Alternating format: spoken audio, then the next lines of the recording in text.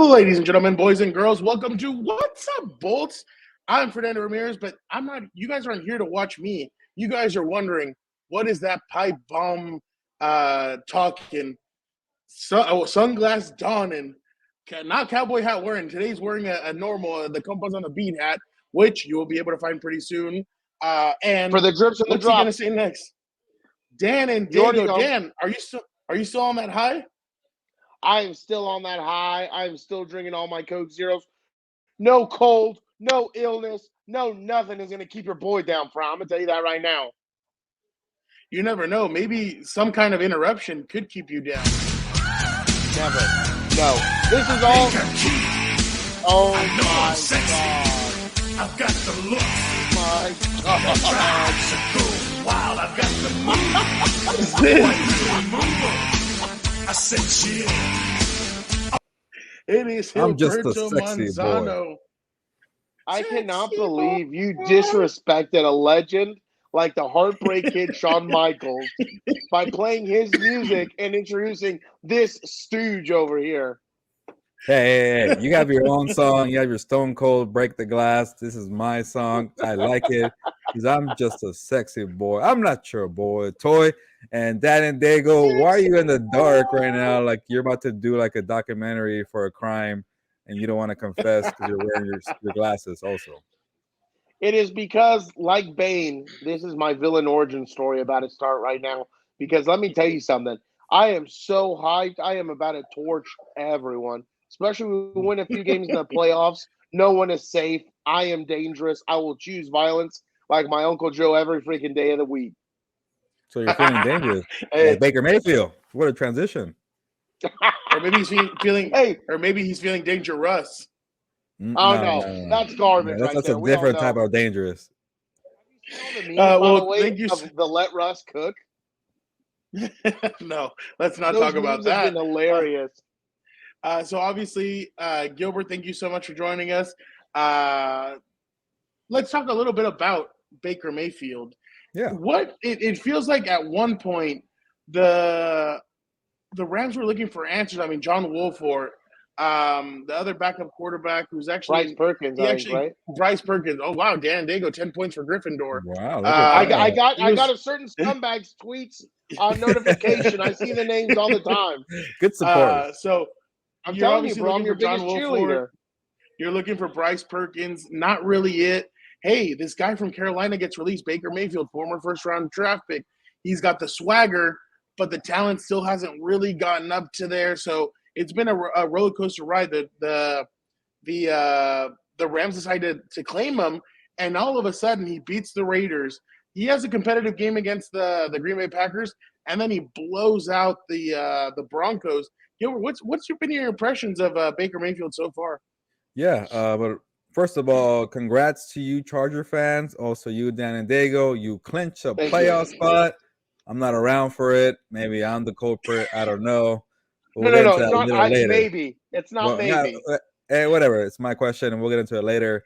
But yeah, and also thank you for a lot of the Chargers fans who still follow me on Twitter. You're not the only one, Dan and Diego. So I know I see the support and love, and people probably know the name Bryce Perkins too because they still follow me. I love that. That's why I'm here on What's Up Bolts because I'm excited to see everybody again. It's a reunion. It's a Gilberto Bowl. It's a COMPAS on the Beat Bowl. All that LA crosstown fight for LA, whatever you want to call it. But yes, it's a good little matchup here, Fernando. Baker Mayfield versus Justin Herbert. And I got Baker Mayfield to say some good things about Justin Herbert. You know, I know Charger fans really appreciate that. But yeah, it's kind of been a weird year from Stafford, Perkins, Wolford to Baker Mayfield. I never expected to be covering this game on January 1st, thinking that the Rams are eliminated and they have Baker Mayfield as a starting quarterback. And Fernando, I'll put it to you this way when it really kind of hit me because, you know, just a little plug for me. I'm going to do a story on Jalen Ramsey being close friends with Derwin James. And it's not going to be a big story anymore because Derwin James probably won't play this week. But when I was talking to Jalen Ramsey about Derwin James, Baker Mayfield just walks by and he's like, "Hey, what are you eating, Jalen?" He's like, "Chick-fil-A, you want some?" And I'm like 2 months ago, would I have seen that scenario where Baker Mayfield just walking around the facility being offered play from Jalen Ramsey? It's just a weird dynamic. But For Chargers fans, I'm not sure how much they care because they clinched a playoff spot, but I'm sure Dan Diego, you're trying to get that 5th seed. Like Baker Mayfield right now is playing pretty high. Like he might make things pretty interesting, and I'm surprised. I even said in the comments on the beat, I said, Rams, stay away from this guy. This guy has terrible accuracy. He's a bad teammate. All this stuff you saw it in Cleveland, you saw it in Carolina. He's been nothing but the best teammate. The Rams locker room loves Baker Mayfield. This guy's accurate too. He was 24 of 28 against the Broncos there, and against Mr. Unlimited. I don't know if I did Your it. boy, your best friend, Mando. your best friend. No, This guy sucks. Thanks. But yeah, Baker Mayfield's brought kind of a little too late life into the Rams, but it's been kind of fun for me to cover, seeing some of these young guys step up. It's going to be a very tough matchup overall because the offensive line is very unpredictable, and when the line's doing okay, Baker does okay. But if they're struggling with Khalil Mack and Kyle Van Noy, it could be a long day. We saw that on Monday Night Football against the Packers, but the Raiders and the Broncos found out the hard way that when Baker gets going, usually good things happen. It's never too late, Gilbert, because I believe, and like I've said it on House of Horns, I've said it on regular COMPAS on the beat. I think Baker Mayfield, this is your opportunity to show yourself, relearn how to be a quarterback. I think you should stay one more year under the Sean McVay system. If Sean McVay stays, don't go looking for a job anywhere else. Don't get impatient and think, you know what, I need to be somewhere. No, you're in the perfect spot. But Gilbert, Dan Dago has a dilemma. He's in the fantasy football championship this weekend. He's wondering if Tony Pollard does not play, should he trust Cam Akers against the Chargers after the performance that he had last weekend? That is very true. Okay, good question. And again, Dan, I feel like you're about to just unleash some intel that people shouldn't know. Just sitting in the dark in the corner with your sunglasses. But whatever. I'm telling you, I have some hot takes ready. So when I get the floor, I'm gonna start unleashing. I'm gonna be a beast. It's just throwing me off. But well, Dan, there you go. Put it this way: you think I'm wrong? What, 80% of the time? Maybe a little higher, maybe less. Generous. Okay. There's a section on when I do a story, the previous story on Orange County, in the Orange County Register is called "Who Has the Edge," and there's a category in that story that says fantasy sleeper of the game. And I wrote last week, I said, what the heck? Forget about Cam Akers. Go with the rookie Kyron Williams and plug that guy as your fantasy sleeper. And that was the worst advice I could give because Cam Akers went off and had 3 touchdowns and 118 rushing yards. Because Sean McVay told me that Kyron Williams was going to get more carries. Like they want to see more Kyron Williams. Forget that. That's not the case. Cam Akers was just playing too well. At one point I thought he was just a punching bag because this guy was going to get traded. He was about to get traded to a different team. I remember the drama because he has notifications on. That's why. I'm telling you, bro. I stay informed.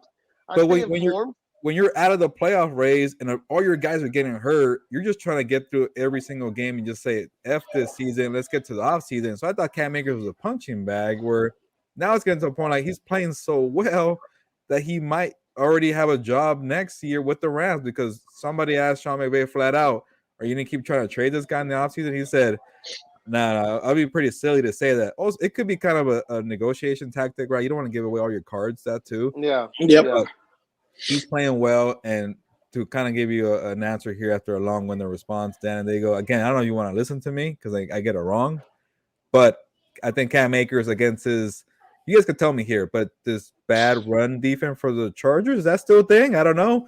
But it's gotten better. Yeah. It's gotten better in that before. But it's like I told you on House of Horns, it's because of the Jerry Tillery not being in it there has really helped.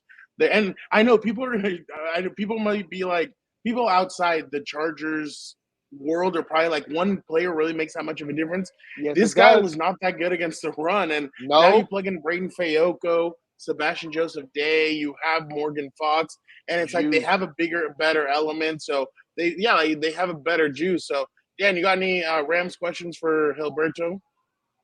I wanted to talk about Baker a little bit because this was my thing. Now that you've seen him in person, my thing was this. I think he's had 3 different head coaches when he was in Cleveland, different offensive coordinators, different systems. Then he goes to Carolina. head coach gets fired like it was crazy. Like, do you think those type of situations play at all on the essentially his ability and what happens on the field? Because I mean, here at least he has the stability of McVay, and offense has been established and everything else.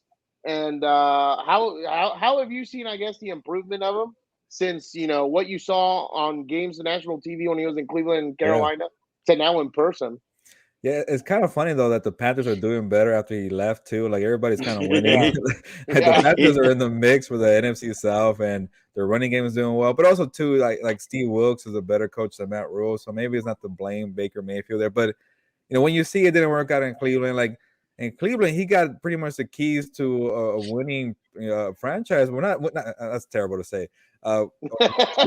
Roster for the season. That's wild. That's awful. They got Odell Beckham, they got Jarvis. Remember that year where they got Landry and Beckham and Nick Chubb, and they just like laid an egg, and that was a bad year. And then the following year, like they were still kind of clunky, but they make the playoffs. He won a game in Pittsburgh, and a lot of highs and lows. And to Baker Mayfield's credit, he admits to that. And I think Fernando pointed this out when he went to Carolina, like his feelings got hurt. Like when they went to get Deshaun Watson, he didn't want to be there. Maybe that's kind of a immature, like, hey, like sometimes you just gotta just be like, whatever, man. Hey, it happens, it happens. It's business, but he went on podcast and started complaining about it, and then he forced his way, and nobody wanted him. Remember, like the Panthers kind of thing, really late. So he has a kind of a bad rap, and then he goes to Carolina and it doesn't work. But then in Carolina, he became like the perfect teammate. Like when he got benched, I never heard a peep from him. He was playing on the practice squad. He was being a nose tackle on the scouting team, like all these weird things, headbutting. And I think he just saw an opportunity and said, hey, like, it's not going to work for me here. Can you waive me? And he said he got a ticket. I think you told me this, Fernando. He got a ticket to LA immediately after he got waived because he wanted to go to Sean McVay. I think he's in a point now where coaching is more important, relearning, just kind of have a chill year, take the pressure off and see what happens. But like I told you, Dan and Diego, like I thought accuracy was a big problem for this guy in Cleveland, and I just feel like when the defense got complicated, he couldn't figure it out. He couldn't speed it up. Like he needed to have the jumbo packages with Nick Chubb and Kareem Hunt. He needed to have the 2 tight end sets with Austin Hooper and Njoku, and things had to be really easy for him, and these bootlegs and rollouts. Like he kind of has the same thing here with the Chargers. I'm getting it wrong. It's a weird week with the Rams. This guy played 2 tight end sets last week. Cam Akers is doing well. Like it's similar to what the Cleveland days. So maybe that's what he is. Like he needs to. How with Tua, you got to have the right offense and offense. Yeah, that might be Baker Mayfield when everything goes right and everything's schemed up. But I've seen this guy make some crazy throws, man. When it's 3rd and long, and he just like letting it fly to Van Jefferson and to Atwell. He's crazy accurate. He's accurate. So maybe I'm discrediting him a little bit. Go ahead. Oh no, I was gonna say that's a perfect transition that you bring up Tua, because this is my hot take, low key. I mean, this is a off-season story, but if I'm Miami, why wouldn't you take a chance on this guy as a backup? Because you don't know Tua's health long term. You've got it already set up to where you just need to sit there, hand the football off, or just make smart throws to either Waddle or Tyreek Hill. And I mean, that could be an interesting storyline, 100%. If I'm Mike McDaniel, I'm at least thinking about it for sure. There's going to be so many teams out there, like the Raiders, even the Titans, maybe the Steelers. Like it's going to be really interesting to see if Baker takes the money and goes somewhere else or give it a chance or stick with Sean McVay. But I'm just curious about this week, New Year's Day. What can he do against maybe my boy Nazir Adderley and Asante Samuel and that unit? Speaking of which, I mean, before we get to more Gilberto Manzano joining us on What's Up, Bolt, Dan, you look. I mean, yes, you might be in the dark, but you look very comfortable in that T-shirt. Is that a homage T-shirt? I don't know what to tell you. This H to me translates to a W. So Homage hands out W's, Gilberto hands out L's because he's terrible. So that's the difference between the shirt and Gilberto right now. This shirt brought to you by Homage. Shout out to them. It's funny because it's funny because I handed you that shirt, but whatever. Okay, that's separate aside. Don't try and hand me that with the shirt. Obviously, the COMPAS partner. Shirt, I was just gonna say real quick. My favorite thing about this shirt, you know how you get shirts And when you open them and you try and put them on, you're like, oh, it doesn't feel right. It feels this. It feels all weird. You got to wash them before you put them on. With this one, I straight up, literally, when I got it, I threw on the shirt for, I think, What's Up Bolts or COMPAS on the beat. I don't remember which. Like a glove. And ever since then, No I've just Ishii. been rocking them. No Ishii at all. I've just been rocking them like crazy. It feels like a glove. I am literally going to go get more shirts. I gave some shirts out for Christmas. Everybody loved them. It's just amazing. It's a good brand. I don't know what to say. Did you COMPAS use the never link? fail you. Did you use the link to buy these shirts? Of course. Oh, look at that. I'm going to check to see if we got a little cut there. But Fernando, we got to remind people about the giveaway. I still have a Justin Herbert shirt from Homage in my closet that I'm trying to give away here. I came on here What's Up Bolts for my debut saying, hey, you need to get to 200 subscribers, and then we're going to give away the shirt. So if you're watching this video, you went through 15 minutes of me rambling here and me arguing with Dan Dago to enter this Justin Herbert giveaway t-shirt from Homage. Just comment under the video and put What's Up Bolts, What's Up Bro, What's Up Gilberto, something with the What's Up, but mainly What's Up Bolts, and then I'll lock you in and you're entered in the contest. Boom, easy as that, and then you'll be looking as spicy as Dan and Dago out with these t-shirts. They got it all. But now that let's transition back, Gilbert. When you, I mean, and that's the thing is that I love interacting with smart people, guys that understand it, that get it. What has it been like? What's it been like to listen to Bobby Wagner and Jalen Ramsey? I think those two guys are two of the smartest individuals that we have in the game today. So I honestly think you're really privileged to be able to talk to both of them, get to pick their brains, especially about the game. Just kind of what have you learned from both of those guys? Yeah, the Bobby Wagner loves to talk about the chess match, like when he was going against Rodgers, going against his boy Russell Wilson, all these kind of what happens before the ball is snapped, the pre-snap things, the games that's going on, and even after the ball snap, kind of how to disguise things. And I think Bobby Wagner just enjoys that, and he has some high praise for Justin Herbert. Like he was like, yeah, Justin Herbert, has had some ups and downs this year because of a lot of guys being in and out, but like this guy's legit. Like he's gonna be really ready for that. So I think that matchup there with Bobby Wagner, following where Herbert is going, like they use this guy as a blitzer, run stopper, coverage man. He does it all, and he's not just some kind of old linebacker. Like he's one of the top rated linebackers in the NFL in terms of all these numbers. I know Dan doesn't care about the numbers, Pro Football Focus, all that. I thought he got snubbed by the Pro Bowl. I think he might be one of the best linebackers in the NFL. Tom Brady said it best about the Pro Bowl, my guy. Do you think I play this game for Pro Bowls? That's true. Yeah, but when you're not, but when you have a losing season, you want that extra paycheck. Yeah, you want something. But I'm sure he's been to. I think he's been like an 8-time Pro Bowler. He doesn't want to 8. Yeah. So yeah. But he's still making plays. Like he got that interception. I actually asked Bobby Wagner today. I was like, "Hey man, when you watched the film on your interception, did you kind of surprise yourself because it's a little bit acrobatic on your part? You're an older guy." And he's like, pretty much offended that I asked that. He's like, "What do you mean? I'm not surprised at myself." So he's in that. To him, he's in his prime. He looks like he's in his prime. To me, he's making plays. He's getting sacks, TFLs, interceptions, PBUs, whatever you want. So it's good. Like if you're Herbert and Austin Eckler and all these guys on the Chargers, you got to figure out where Bobby Wagner is at. So he still has it now on the Gilbert. You wrote real quick before Jalen Ramsey. You wrote, I think, that the Chargers should have looked at Bobby Wagner for a leadership role. Did you do a story on him before? Or I don't know if I did a story, but I did mention him as a guy you probably should go to. And it was a messy breakup with the Seahawks. And when he's out there, like, oh man, you could get this guy because let's be real, like Kenneth Murray hasn't really panned out. I haven't been watching as much this year. Maybe you could correct. He's been playing a little better as of late, but you can't replace like if you had Drew Tranquil and Bobby Wagner. I just think that'd be a duo. Insane. Yeah. I'm assuming Drew Tranquil was a Mike, right? Yeah. He has a green dot, and he's out of the green dot for the back end of the season too. And that's what Kenneth Murray is supposed to do. He's supposed to be the middle linebacker, the play caller, all that, and it hasn't worked out. But that's a story for another day. In terms of Jalen Ramsey, he doesn't shadow too much because he has so many roles, like Derwin James, obviously. He's all over the field. But that game against the Raiders, he demanded pretty much to get Devontae Adams. And he shadowed there. So I'm curious to see who he lines up more, or does he kind of just stay on one side of the field? But like to me, it's no shade on Keenan Allen, but like you got to figure out where where Mike Williams is at, because you could tell when Mike Williams is on the field, Justin Herbert plays more loose, more free.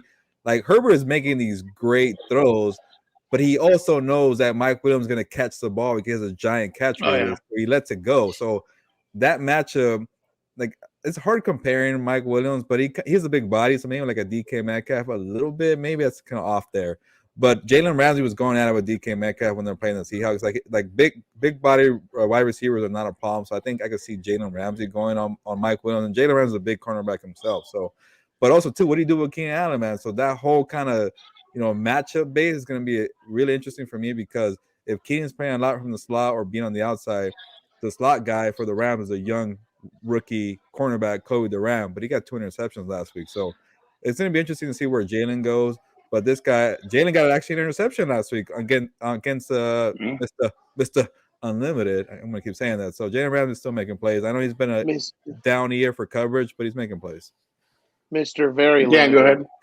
I was going to say, how do you think that O-line's going to hold up also? Because I know, obviously, again, shout out to you for keeping me informed. That's been a huge problem for them all year, especially the Chargers coming off. What did they have last week for now? Like 5 or 6 sacks, 7 hits, and they got after it against Nick Foles. So, do you think they have what it takes to hold up? Yeah, by the way, shout out to the Chargers defense, because, this is where I am, Daniel. You're in the fantasy football championship game. I'm just trying not to finish last. So I won my consolation game because of that Chargers defense. They got me 25 points, man. They balled out.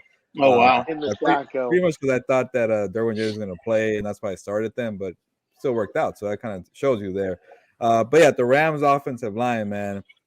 Like, I was very surprised they put 51 points on the Broncos. But then when you think about it, like you're gonna love this, Daniel, because you're not offensive line coach.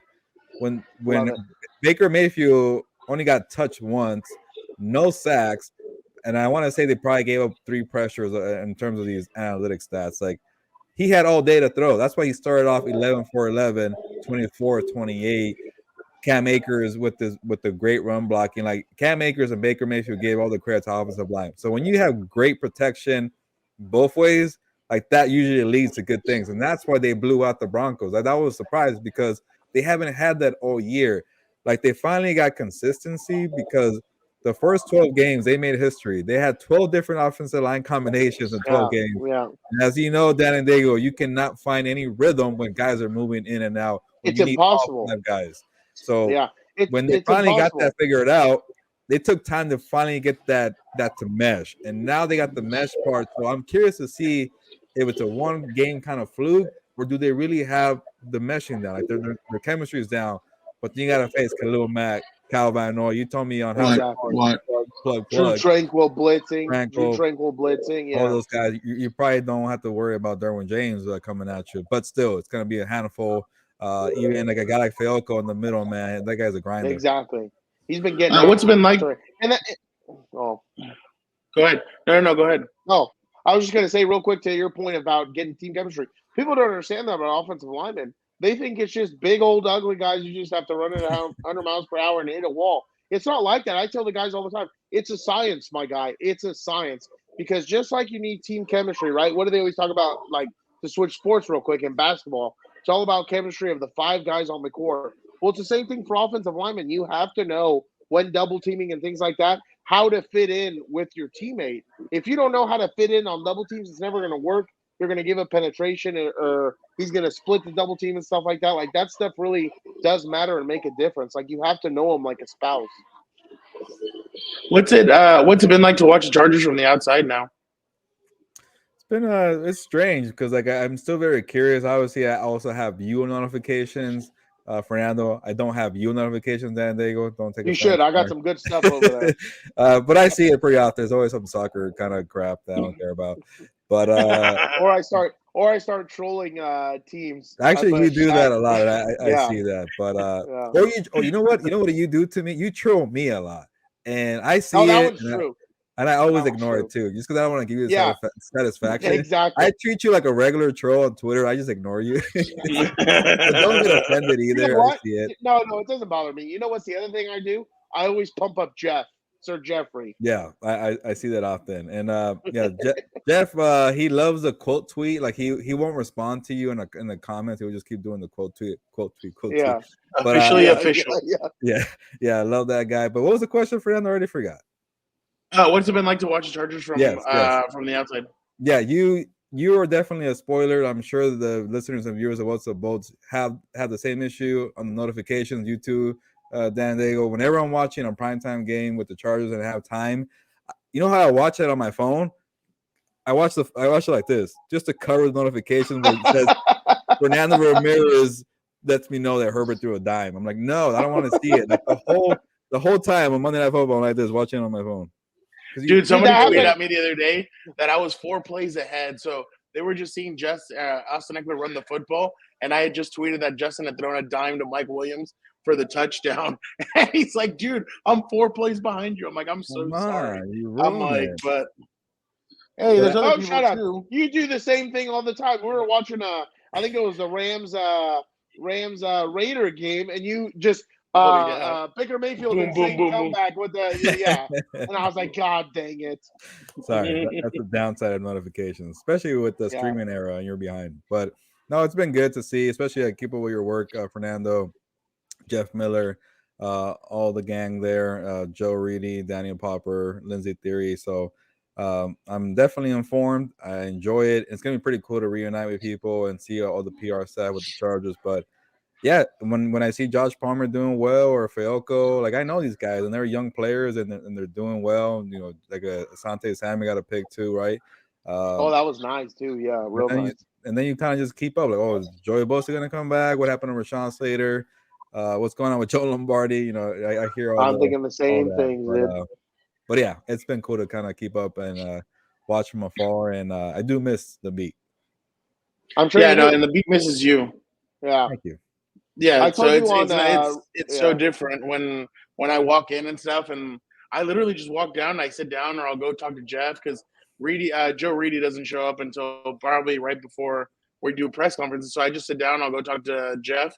Other than that, it's like it just feels so weird not seeing you there. And sometimes I look over at your desk and I'm like, nope, not Gilberto. I was like, let me just turn back around. I don't need to go over there. So it's definitely feels really weird not to see you there. But it's okay. Well, you get to see me on COMPAS on the Beat. Plug. Check out the show. You know, it's funny though, for real. But you know, the other day we were doing the math, and it's like I've only seen you probably about since I got back. I probably I saw you for the WWE event, maybe one other time, and maybe for 15 minutes a couple of days ago. Yeah, and that's been it. And then like you haven't seen Dan since June or May, something like that. Yeah, I mean, we see each other every single week doing this, but we don't specifically see each other.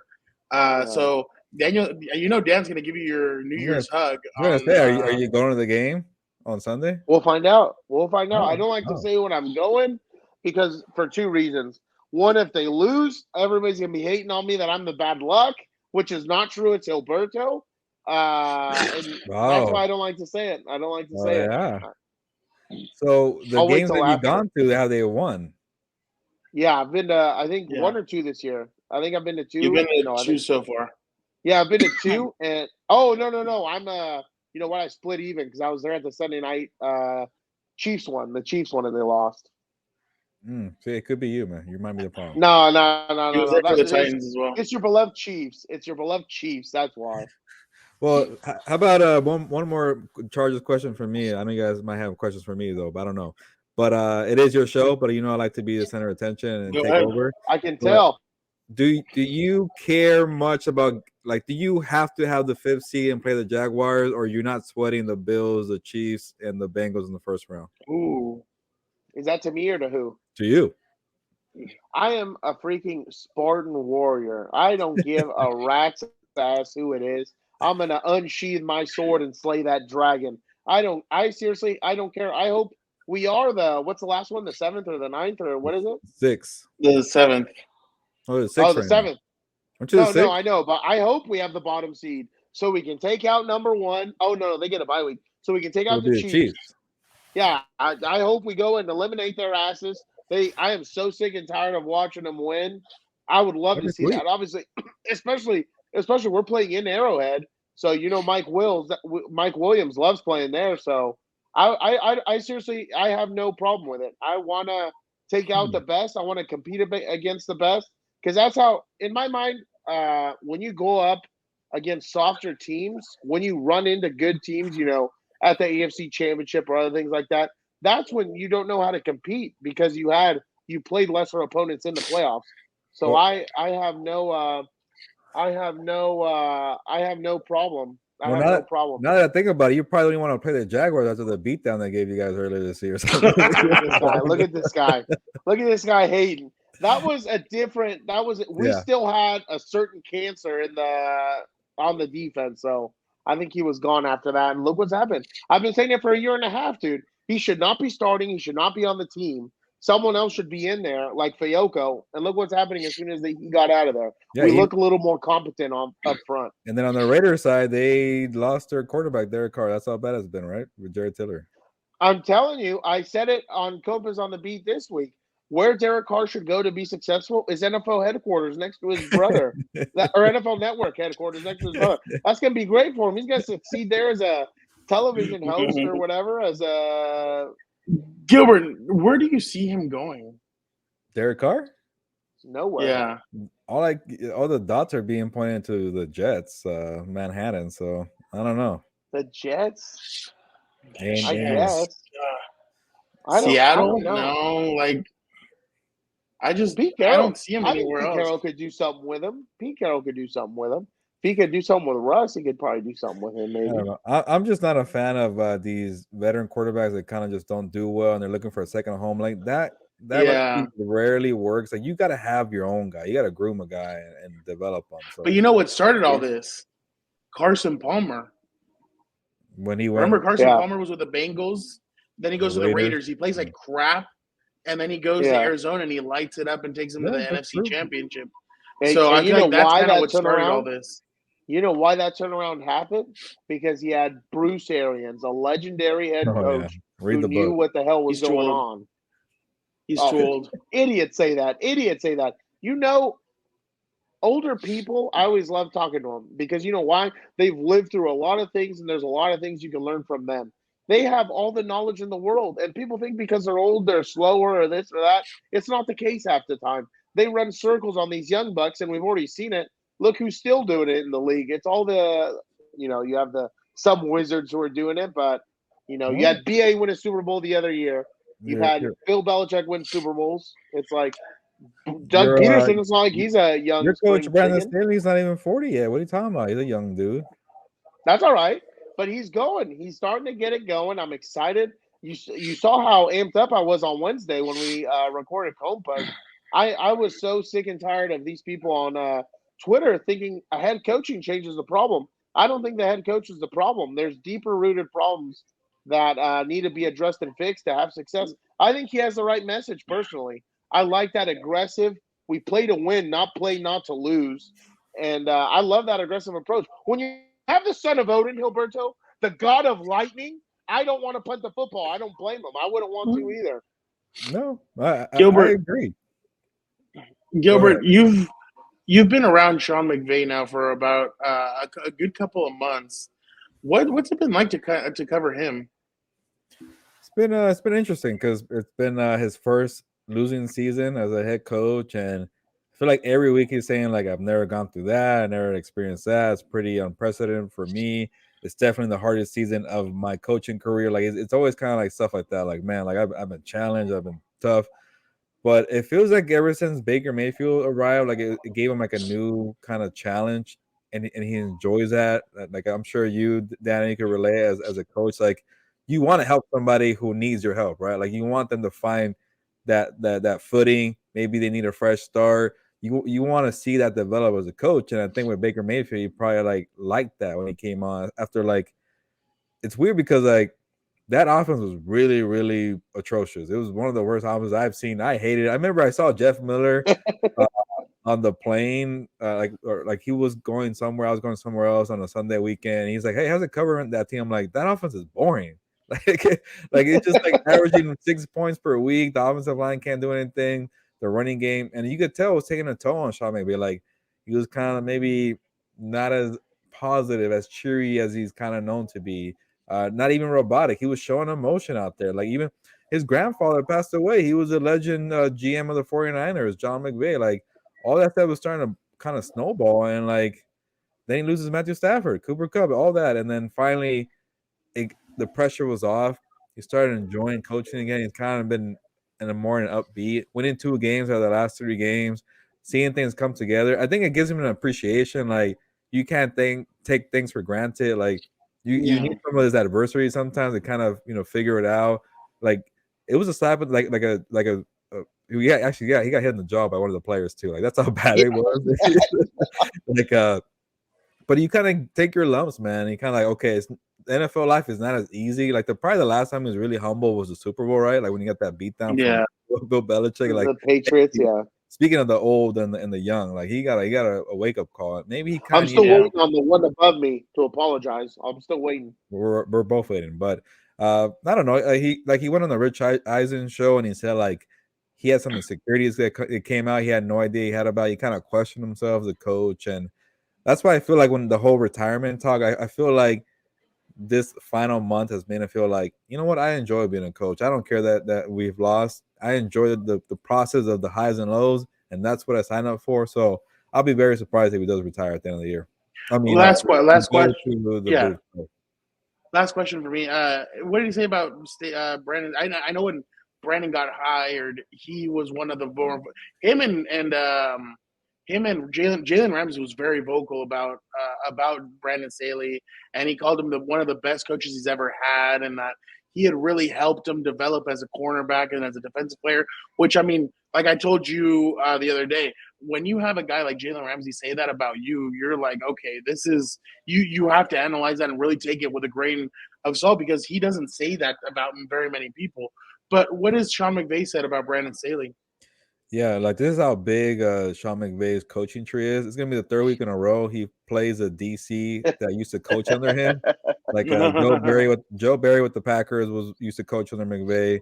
Ejiro Evero, am I saying that right? For the Broncos, used to coach under McVay, and now Brandon Staley. So it's gonna be interesting because like Brandon Staley put in work against Evero's defense because I think he knows it so well. Like, would that be kind of a factor with Brandon Staley? But then McVay said today, like, yeah, like I know Staley loves the Fangio scheme, but he made that his own kind of version. Like he knows the tweaks, he knows how to change it up. That's why with the formations they're out of this world, because I feel like it's always something different with the fronts, and he's kind of prepared for that. And that's what he loves about Brandon Staley. You never know what you're getting. Like these formations, they're very unique. These personnel, the groupings, whatever you want to call it, you don't know what you're gonna get every single week. And I think that was the hard. Like the first year with me seeing the Chargers with that losing track. That Chargers defense, that first year, I feel like everything was too complicated. Like there was so much going on, and I don't think Brandon Staley wanted to budge from his ways because he knows the long-term picture. He knows when this, I was gonna say another word, this crap is clicking and you're confused AF, it's gonna work. And it wasn't working at first. That's why there were so many like miscommunication. There was lapses in the running game. It seemed to click for Derwin, but for everybody else, it kind of took him a little bit to kind of get going. That's why he brought in Sebastian Joseph Day, Khalil Mack, guys that understand his system. Yep, exactly. And then even like taking away the whole play calling for Derwin James, like maybe I'm sure that helped too, because there was just too much going on, man. And I think Sean McVay really admires how ahead of the curve Brandon Staley was. Like he just changes everything week to week. And we saw that in the Miami game. That's probably his best performance as a coach there. Or maybe Dan Dale doesn't see that because Tua is Tua, Don't take a lot of credit there. Tua is Tua. But Sean McVay was saying that like he could tell before they started the playoffs that year in 2020, like this guy's gonna be hired as a head coach. He won't be around that much. So you could tell early on that Sean McVay did not expect Brandon Staley to stick around for a long time. And it's kind of wild how quickly he ascended through the coaching ranks. Well, we don't want to keep Gilberto too long. Oh, go ahead. I was going to say, the only thing that sucks about Sunday is that you're not going to see the real game, you know what I mean? Because you're missing Matthew Stafford, you're missing Cooper Kupp. Is Aaron Donald even playing? I have no idea. No. That's the only thing that kind of sucks about Sunday. Could you imagine a real battle for LA and all that? Like the teams at full strength and everything? That would have been a hell of a game, dude. Yeah, Yeah, I no, was completely kind of agree. expecting it to be kind of some kind of playoff on the line stuff, but with the Chargers Playoff atmosphere. clinching Yep. and the Rams out of it, it's kind of like let's get this over with. Gilberto curse. Yeah, sure, whatever. So we appreciate Gilberto jumping on with us. We had him a little bit longer than we expected, but thank you so much for jumping on. Guys, don't forget the Compas have teamed up with Homage. You want to look as cool as Dan and Dago? Well, here's your opportunity. Go to Homage and check out their shirts. Here are the links below. Check out everything that they have. And don't forget, if you guys want to join, if you guys want a Justin Herbert Homage shirt, Gilberto has it. All you need to do is comment on this video, What's Up Bolts, or one of our past videos. Make sure you comment. Make sure you subscribe to What's Up Bolts so that you guys have an opportunity to win that shirt. Guys, don't forget to go check out also House of Horns. Gilbert and Vic break everything down this week for on the Rams side. Obviously, I jump on to talk a little bit about the Chargers side. So I appreciate you guys letting me on. Don't forget to check out regular Compas on the Beat. We talk a lot about Derek Carr. What's going on with the Broncos? Who's going to be the next head coach? We also, is Gilberto right? Are the 49ers the team in the NFC? We discuss that and more. We appreciate you guys so much. Don't forget to also check out Compas FC. We will also Compas Combat Compas will be making its return, like the Undertaker coming back. We will be doing a lot of stuff with that coming soon. We're excited about 2023 for everything Compas. We appreciate you guys so much. Dan, any final thoughts before we head out? Yeah, I have a final thought. It is so great to have broken the Gilberto curse and be in the playoffs. I'm just ecstatic. I'm riding a high right now. You got to Gilbert, any first final break that thoughts? Super Bowl curse, man. First, that's what matters, right? Look at this scumbag. Look at this scumbag. They've only ever been to one. Well, they lost that one 44-0 or whatever it was. That's what I'm saying. Yeah, I can't guys, have them go and lose. I can't. That'll kill me. Guys, don't forget to check out everything at G Manzano 24 on Twitter, on TikTok, and on Instagram. He's G Manzano NFL, I believe. Pretty much the only one that's different is Instagram. I changed my TikTok at G Manzano 24. Okay. Yeah, that's how I had it. Instagram Okay. at G Manzano NFL. But yeah. There you go. Streamline it for us, for God's sake. You got any final thoughts? No. I'm ready to get out of here and let Dan Dago do his crime documentary and tell all whatever he's doing in the dark there. But, and then you, Fernando, you're probably there with some annoying kids in the background. But it was a pleasure being on here on What's Up Boats. I enjoyed it. It's going to be a reunion, the Gilberto Bowl, the Compas Bowl, the Fight for LA, whatever you want to call it. Who cares? And again, Charger fans, congrats on making it to the playoffs. I am not the problem because they made the playoffs in 2018. You are. And I was around for that. Whatever. You came halfway through. Doesn't count. No, but I'm ready to get out of here. Cool. We appreciate you guys so much. Don't forget, be a compa, tell a compa, like, subscribe, comment on all things Compas on the Beat. Thank you guys so much. Have a great rest of your year. We'll see you in 2023.